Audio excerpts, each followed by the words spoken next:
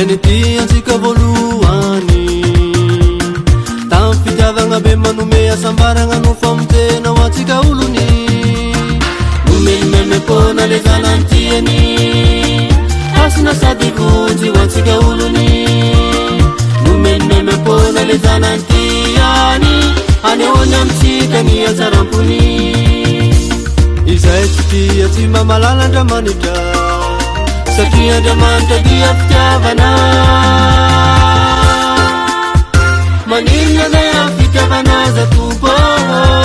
fitiavana marina fa tsy mba misy tambiny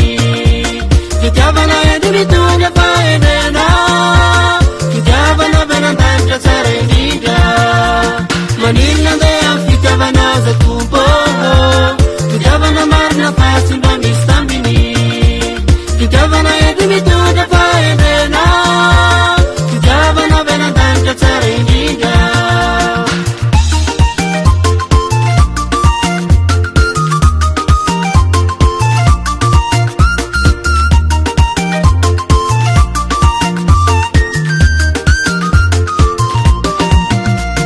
nafonieny oatsika I Jesua ny tsara fitiavagna sinagna miany soa mampianatra atsika ifanasoa ary nandidatsika mpanjaka fitiavana izay miena fitiavany izy tompo tsy manaiky tariany ilay fanay fitiavana tsy overimena fony izay afafiny fa vokatra zatoeny ny asany izay tsy tia tsy mamalala andriamanitra satria andriamanitra dia fitiavana maninona zay fitiavana za tompo fitiavana marina fa tsy mba misy tambiny fitiavana edy mitondra fahendrena fitiavana benandanitra tsara indrindra maninona zay fitiavana za tompo fitiavana marina fa tsy mba misy tambiny fitiavana edy mitondra fahendrena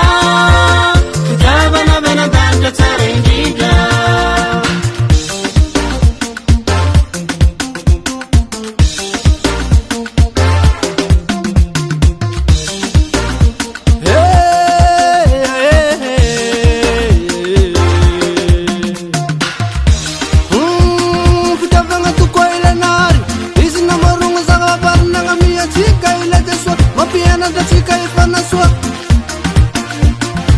mifankatiava vakwambe